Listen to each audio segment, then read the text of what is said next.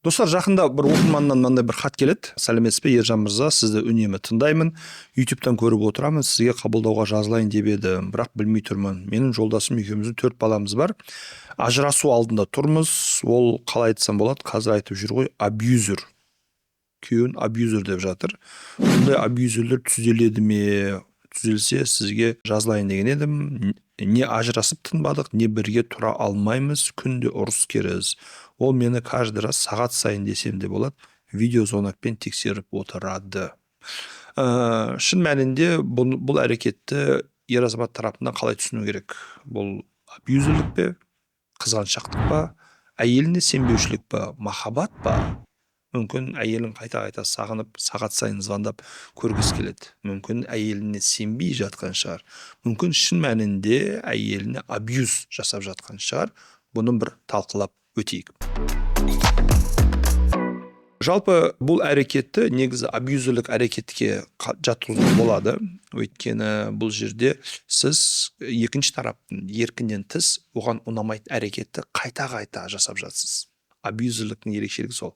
Қайта-қайта нервке тиетін, қайта-қайта ұнамайтын, қайта-қайта оның арына, намысына тиетін сөздер айтып, тиісіп жатсыз. Бұл абьюзерлік әрекет.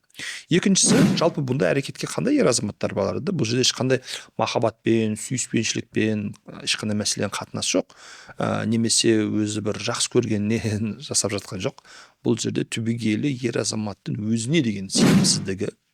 Яғни, әйелім басқа біреуді менен артық сүйіп қою мүмкін. Басқа біреуді менен артық ұнатып қою мүмкін. Демек, мен соншалықты төменмін, соншалықты жаманмын, соншалықты оңбағанмын. Психология болса. Келесі маңызды бір мәселе осыған байланысты. Бұндай ер азаматтарда әйеліне деген сенімсіздік қайдан туындайды? Өйткені өздері осындай әрекетке жақын болады, немесе осындай әрекет, яғни күйеуіне көзге шөп салатын әйелдермен жиі байланысады. Сол туралы көп естиді, сол туралы көп көреді. Сондықтан үнемі әйелдерге деген сенімсіздік бар. Мүмкін бала кезінде ата-анасының арасында осындай проблема болған шығар. Жақын біреуін байланысты осындай жағдай болған. Содан бері бұлар ешқандай әйелге сенбейді. 10 рет үйленіп ажырасса да осы әрекетін өкінішке орай қоймайды. Сондықтан бұған біз нағыз абьюзерлік әрекет деп айта аламыз. Бұл абьюзерлік әрекеттер қарым-қатынастардың бір жаман жағы, бұл жерде эмоционалды қақтығыс жоғары деңгейде, үнемі ұрыс керіс, үнемі айқай-шу, үнемі стресс. Ешкім бұл жерде бақытты емес. Барлығы бұл қарым-қатынаста қиналып жатыр. Енді түзелу мүмкін ба деген, көп оқырмандар сұрайды, күйеуім абьюзер, күйеуім агрессор, түзеледі ме, түзелмейді ме? Шыны керек, бұл жерде нақты бір жауап жоқ. Я, түзеледі, әкел қатырамыз. Жоқ, түзелмейді, адам болмайды деп сырғып тастауға да болмайды. Неге байланысты? Абьюзердің өзіне байланысты. Я, мен абьюзермін, я, менің әрекетім дұрыс емес, я, мен мынаны жасамау керекпін, бірақ өзімнің ұстаныммен жасап қойып жатырмын. Маған осы бағытта көмек керек деп мойындайтын болса, онда психологтың жұмысы, психологтың әрекеттері пайда келеді. Бірақ егер өзін абьюзер ретінде көрмейтін болса, мүлдем ешқандай бір жауапкершілік алмайтын болса, түбегейлі тек қана басқаларды кінәлайтын болса, бұндай абьюзердің түзелуі өкінішке орай бірталай. Мен өзім жеке консультацияларымда ондай адамдарды біршама көрдім. Енді жалпы балалар туралы көбісі абьюзерлер мен агрессорлармен өмір сүріп жатқан кезде ажырасқысы келеді, балдарды ойлайды. Бірге қалғысы келеді, балдарды ойлайды. Қалай болады екен деген сияқты. Қараңыздар, абьюзер ол жан-жақты абьюзер болмауы мүмкін. Яғни әйеліне абьюзер болған адам балаларына өте жақсы әке болуы мүмкін. Әйеліне абьюзер болған ер кісі ата-анасына өте жақсы ұл болуы мүмкін.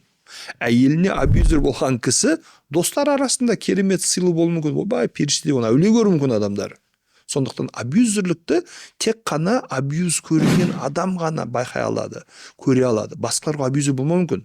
Сол үшін абьюзердің жертвасының бір проблемасы, сіз біреуге шағымданасыз ғой. Күйеуім өйтіп жатыр, күйеуім бүйтіп жатыр, күйеуіммен ұрысып қаламыз. Қалай сен қадірін білмейсің ба? Бағаламайсың ба? Қадірлемейсің ба? Ол мана красавчик қой, оны мықты ғой, күшті ғой, керемет, қайта оны ақтап шығады. Сіз абьюзердің жертвасы ретінде өзіңізді күмәнданып қаласыз да, шын мәнінде мен бір құтырып жүрген сияқтымын, шын мәнінде менімен что-то не то сияқты, шын мәнінде күйеуім бәріне керемет, мен ғана қарым қатынастаса значит проблема менде шығар деп өзіңізді жей бастайсыз. Мінекей абьюзер. Сол үшін бала деген кезде бұл жерде балаларды ойлап жатсаңыз қайтаға қарым қатынасты тоқтату керек. Абьюзерлі қарым қатынаста қаншалықты жақсы әке болуға тырысса да, қаншалықты жақсы әке қарым қатынасын көрсетсе де, балалар сіздің араңыздағы ұрыс-керісті көріп жүр.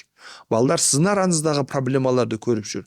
Және содан міндетті түрде психологиялық белгілі бір травмалар алып қалуы мүмкін, психологиялық зақым алып қалуы мүмкін, сенімсіздік пайда болуы мүмкін, агрессивті болуы мүмкін.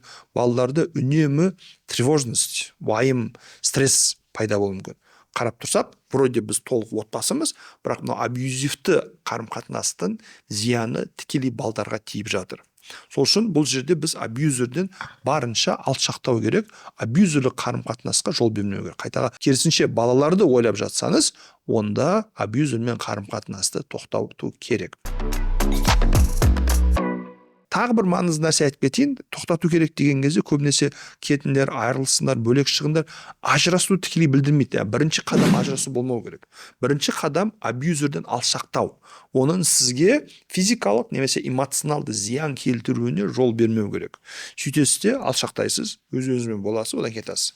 Айналайын жаным, айналайын қарағым, сені мына әрекеттерін ұнамайды, мен бұларды қабылдай алмаймын.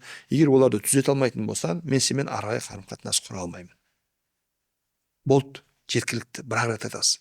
Одан кейін жауапкершілік ол кісіде. Менің мына әрекеттерім нәтижесінде семьям бұзылып жатыр, мына әрекеттеріме әйелім ренжіп жатыр, мына әрекеттерім себеп болып балдарым әкесіз қалайын деп жатыр, отбасым шашылып жатыр деп санасы жетіп түсінетін болса, онда окей, хорошо, мен оларды түзетем, түзете алсам, түзете алмасам, психологиялық көмекке жүгінем, өзімен бірге жұмыс істеймін дейді. Одан кейін барып, психологпен жұмыс істегеннен кейін ғана ол кісіге тағы бір екінші шанс, мүмкіндік беріп, қайта қосылуға болады.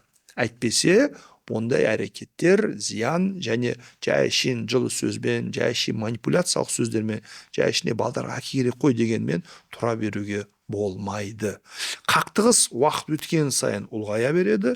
Қақтығыс ұлғайған сайын, егер қазір жай шен ұрыс-керіс сөз болатын болса, одан кейін қол көтеруге дейін баруы мүмкін, одан кейін сіздің өміріңізге, денсаулығыңызға зиян келтіруі мүмкін.